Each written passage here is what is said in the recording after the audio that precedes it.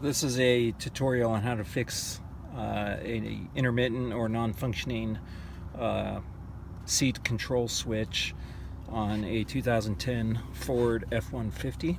Earlier today, the seat back here was tilted basically straight up and down, and the switch to control the incline decline of the seat had stopped working, or at least it seemed it had stopped working. And I went to the Ford dealership to ask them how much a new switch would be, and they told me that this module here is $450. And he had misunderstood what I was saying and thought that I was talking about the driver's side. So apparently the driver's side control module is $450, and maybe that's because it has two memories that you can set to where you want the seat to position itself when you turn the ignition on, and the passenger side doesn't have that. And once he realized I meant the passenger side, this module, he said, was $97, and that the switches themselves are not replaceable. And he also told me not to take it apart like this, and I don't listen very well apparently, but I do like to fix things and understand how things work. So he was kind enough to print out this schematic, and I'll try and hold it straight here for anyone that wants to maybe pause the screen and see if they can get that to look legible on their computer screen or telephone. But basically, this is the recline switch right here, and pin 11 controls the up and pin 8 controls the down.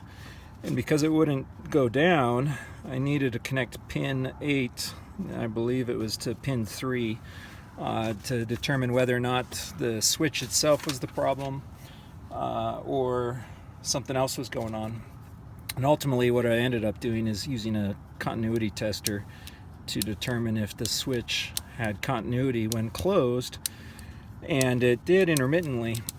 But not being able to find this exact switch on the internet available for sale, I did what I thought would be helpful and sprayed it with this QD electronic cleaner, which is meant for switches and electrical connections of any type, and it's supposed to clean the corrosion off and help maintain conductivity. So basically I toggled this back and forth while spraying it with the electronic cleaner, and then let it dry out, and it actually works. So we'll plug this in.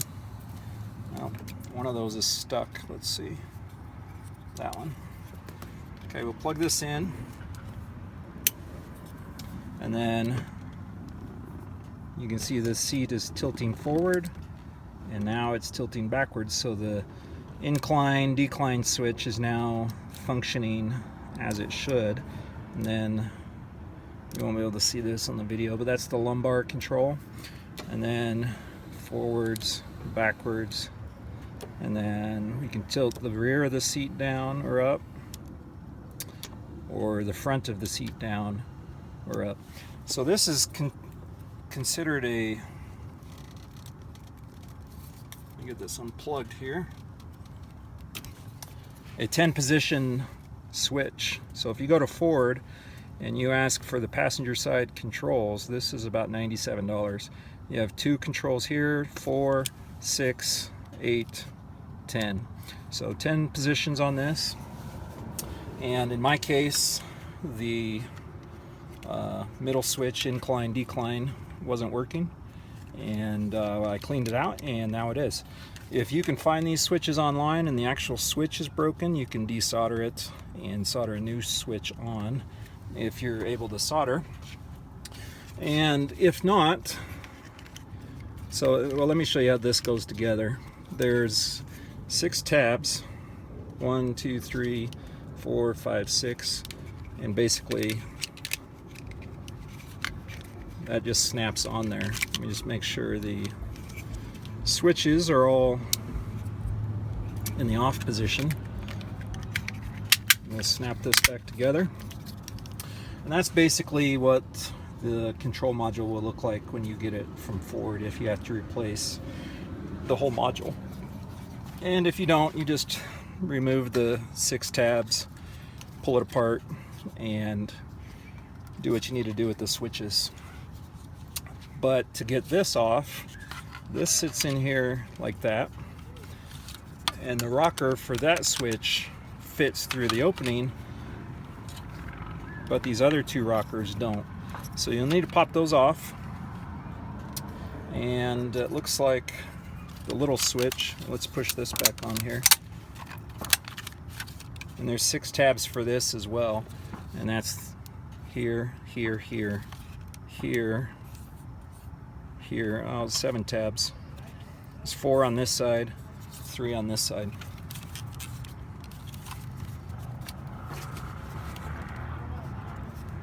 And then this switch only goes back on one way. You've got this large knob here and a small one here. And that just pops on. This switch is the same on both sides. And that just pops on. And they all seem to work. So we'll plug this back in. And we'll try and go forwards, backwards, tilt, or recline, decline, and lumbar, and then backwards, forwards. Everything seems to work. So this module, you're going to want to remove it from the bottom, these 2 clips down here. Otherwise you're going to end up breaking the plastic tabs off that go down inside these 2 slots. We'll just push those back in.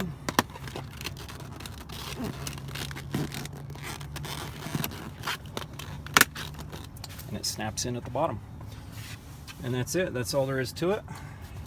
Here's that schematic one more time if you need to see it. This is for the 10-way power seat passenger side. All of the switch functions.